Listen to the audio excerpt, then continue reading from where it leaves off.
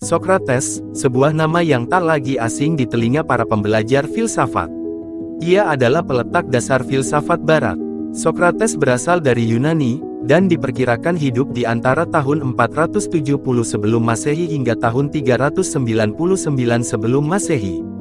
Meskipun ia sendiri tidak menulis karya apapun, kehidupan dan pemikirannya terekam dalam beberapa sumber kontemporer yang berbeda, yang salah satunya digambarkan dalam drama komedi Aristophanes.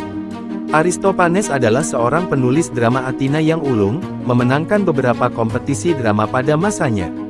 11 dari 40 dramanya masih ada, dan dalam 3 di antaranya, The Cloud, The Frogs, dan The Bear, di mana Sokrates muncul sebagai tokoh utama.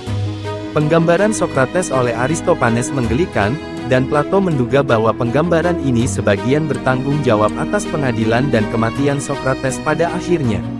Sokrates merupakan seorang pemikir antroposentrisme yang hidup pada masa Yunani kuno. Pemikiran filsafat Sokrates bertujuan untuk mengenal manusia dengan memahami alam semesta melalui teori. Perhatian utama dalam pemikiran filsafat Sokrates adalah mengenai hakikat dari kehidupan manusia. Ia mengubah perhatian filsafat, dari filsafat alam menjadi filsafat manusia.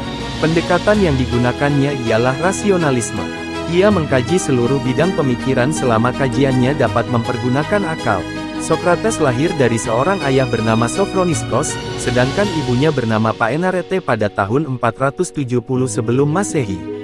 Ayahnya bekerja sebagai pemahat, sementara ibunya merupakan seorang bidan. Sokrates menikah dengan Xantippe. Keluarga Sokrates merupakan keluarga yang kaya sehingga Sokrates memperoleh pendidikan yang memadai.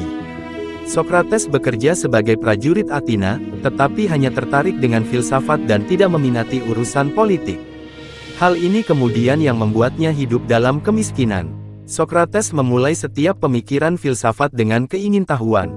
Ia kemudian menjadikan rasa ingin tahu ini sebagai awal dari kebijaksanaan. Pada masanya, ia menjadi salah satu tokoh Yunani yang tidak lagi mempercayai mitos.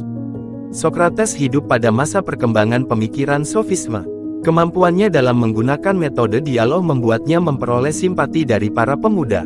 Sementara itu, Sokrates dimusuhi oleh para penganut kepercayaan dewa dan Tuhan, karena dianggap merusak moral para pemuda dan menolak keberadaan dewa atau Tuhan yang diakui oleh negaranya. Pemikiran Sokrates yang kritis membuatnya ditangkap, dipenjara dan dihukum mati. Pemberian hukuman mati ini merupakan hasil tuduhan kaum sofistik. Sokrates kemudian dihukum mati pada tahun 399 sebelum Masehi dengan meminum racun. Tuduhan yang diberikan kepadanya ialah, bahwa ia telah menyesatkan pikiran dari para pemuda Athena. Ia wafat pada usia mencapai 70 tahun. Sejarawan Xenophon, orang sezaman Sokrates lainnya, menulis kisah tentang pengadilan dan kematian Sokrates dalam memorabilianya. Terakhir, dan yang terpenting, murid dan teman Sokrates, Plato, menjadikan Sokrates sebagai tokoh utama dalam hampir semua dialognya. Plato dan Aristoteles adalah filsuf Athena yang paling berpengaruh dan memiliki pengaruh yang mendalam terhadap perkembangan filsafat Barat. Plato menulis secara eksklusif dalam bentuk dialog, di mana tokoh-tokohnya terlibat dalam diskusi yang berpusat pada isu-isu filosofis. Sebagian besar dari apa yang kita ketahui tentang Sokrates, berasal dari penggambaran Plato tentang dirinya sebagai penanya utama dalam sebagian besar dialog.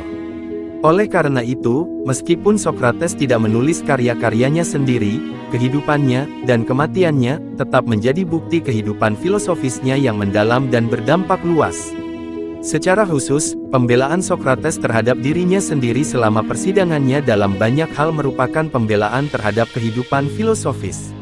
Sokrates dituduh oleh seorang politikus muda yang sedang naik daun bernama Meletus karena merusak kaum muda dan merendahkan dewa-dewa kota.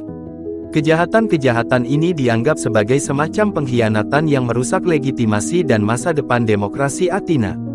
Pidato yang disampaikan Sokrates dalam pembelaannya sendiri kepada orang Athena, sebagaimana dicatat oleh Plato, tetap menjadi pembelaan yang jelas dan meyakinkan terhadap jenis kehidupan yang dijalaninya. Pada akhirnya, pembelaannya tidak berhasil. Ia dihukum, dipenjara, dan dibunuh pada tahun 399 sebelum Masehi. Plato memberikan catatan tentang persidangan dan kematian tersebut, tidak hanya dalam Apologia, tetapi juga dalam Krito, di mana Sokrates berdebat dengan temannya Krito bahwa tidak adil baginya untuk melarikan diri dari penjara, dan dalam Phaedo, di mana Sokrates terlibat dalam perdebatan dengan beberapa teman dekatnya, berdebat di sel penjaranya sebelum ia meninggal bahwa jiwa itu abadi.